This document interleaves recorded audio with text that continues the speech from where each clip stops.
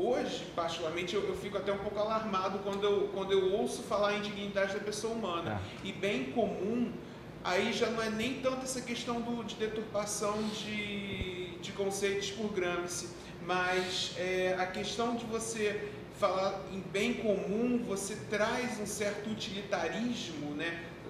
Seja uma ideia utilitarista, que também não é uma unanimidade da escola austríaca. A escola austríaca é cindida entre os justnaturalistas e os utilitaristas. Então, assim, os justnaturalistas, em regra, vão discordar desse bem comum, assim como conceito... E também vão dizer, como é que você define o bem comum? É a mesma coisa que definir justiça social, né? O que é justiça social?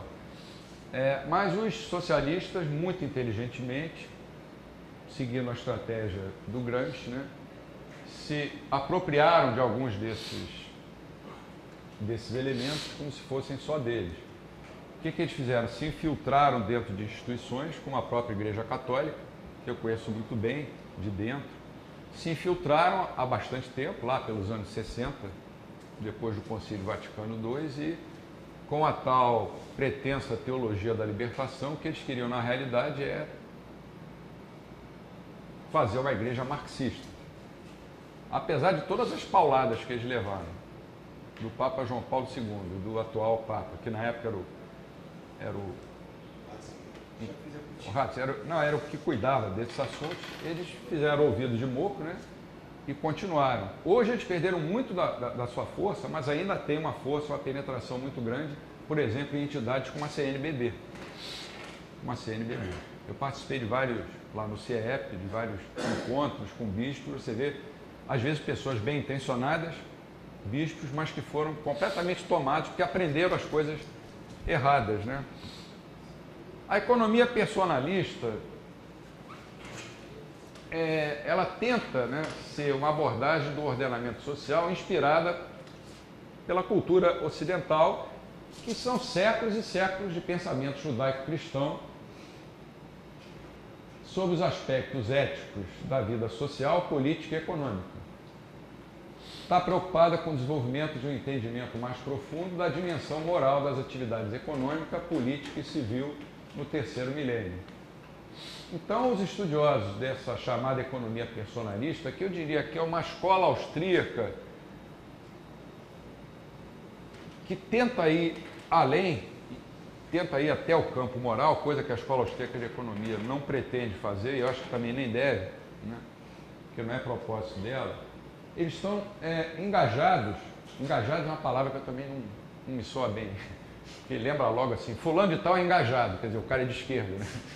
Mas eles estão preocupados em desenvolver um diálogo interdisciplinar entre a doutrina social cristã do modo geral, não é só da Igreja Católica, a tradição do direito natural e as melhores visões da economia de mercado, como a escola austríaca de economia, o Estado de Direito e a democracia representativa. A origem é São Tomás de Aquino. O principal difusor dessas ideias é o Acton Institute. Na Itália tem o Acton Tocqueville. Eu sou conselheiro do Acton Tocqueville. Nessas bases, ela pode ser descrita como um método de pensar com base tanto na fé quanto na razão.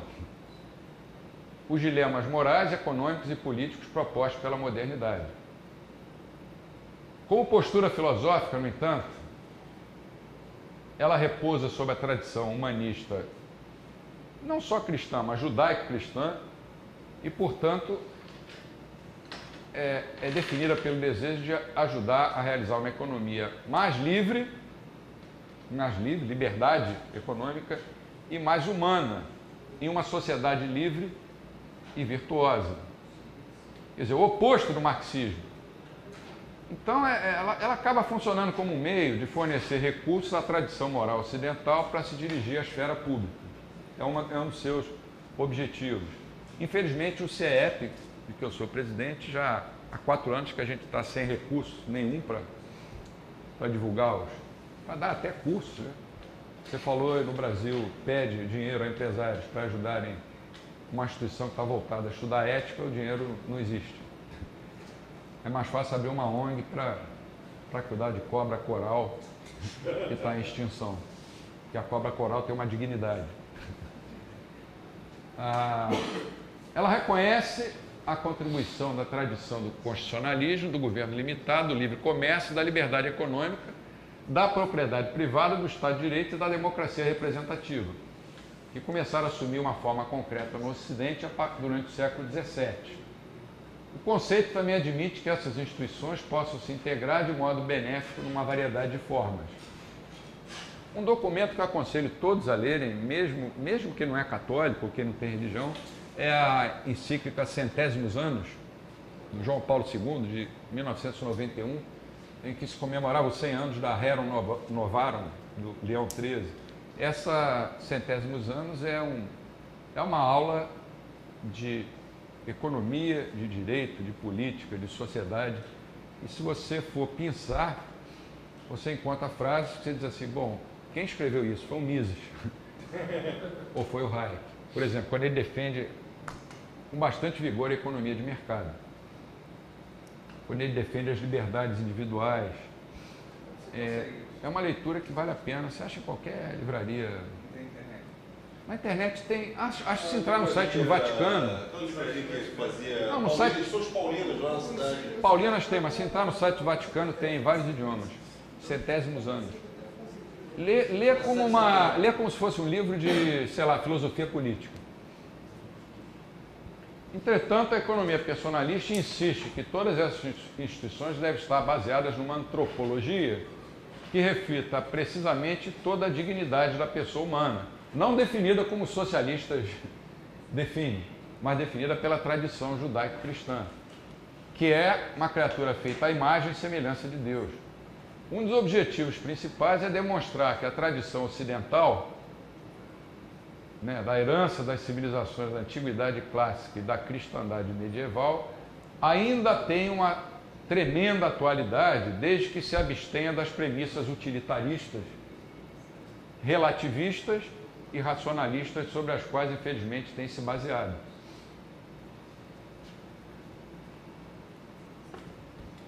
Sob esse aspecto, a economia personalista busca complementar a visão de uma economia livre com a de uma antropologia, eu diria, judaico-cristã, de nítidos contornos na fé e na reta razão. Reta razão. Se o sujeito mata o outro, ele teve alguma razão para matar aquele outro, mas essa razão foi reta? Ou não foi? Ele reconhece que a tradição do direito natural é uma das formas de se comunicar essa visão nas sociedades pluralistas. Metade dos austríacos talvez não concorde com isso, como o Bernardo falou, com essa visão do direito natural, caracterizadas por diferenças significativas nas crenças fundamentais, mas que trazem a unidade da moral judaico-cristã como base dos valores culturais. O que o cara está dizendo é isso. Com a sociedade se afastou de seus valores fundamentais, que durante séculos regeram essa sociedade, ela ficou como que perdida. E ficou andando às cegas. Eu não estou pedindo aqui que ninguém vá à igreja todo domingo, ao templo, como é que chama?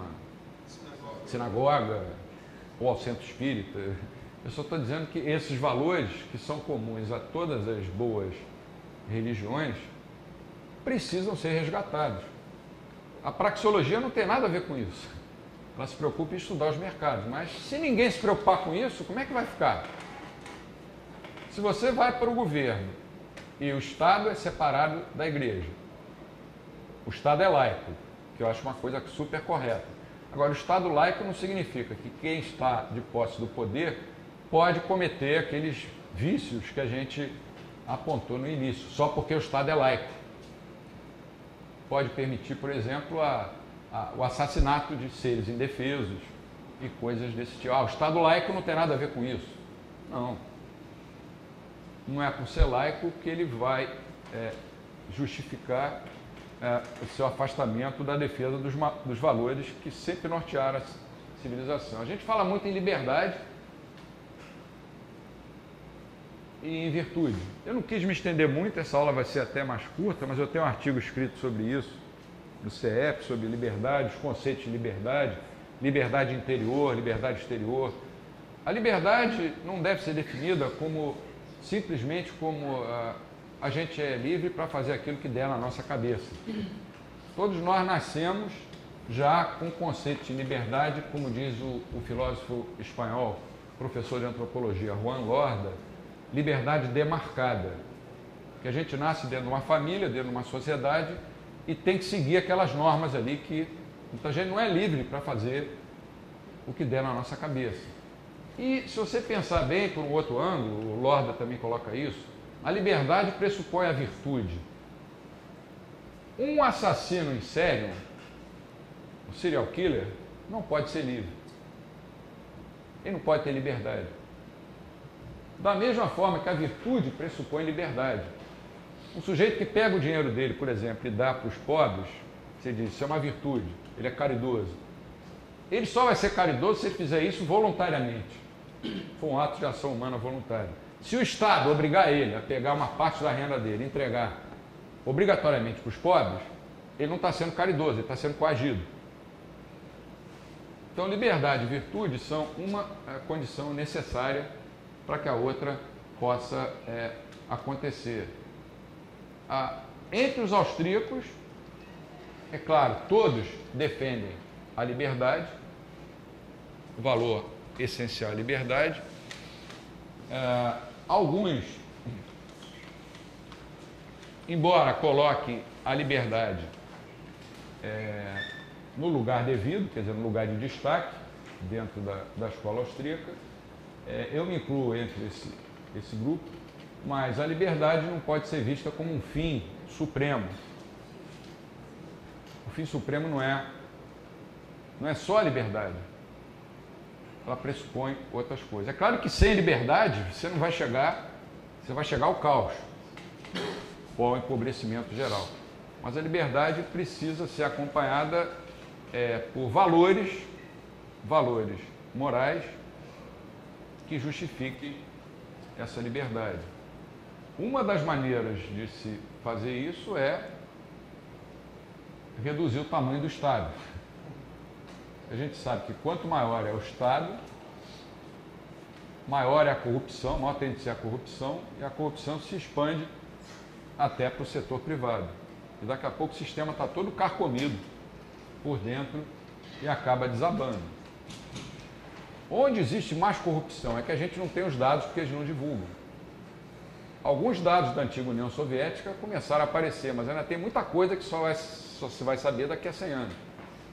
Como deve ser a corrupção em Cuba ou nesses países que adotaram esses sistemas, né?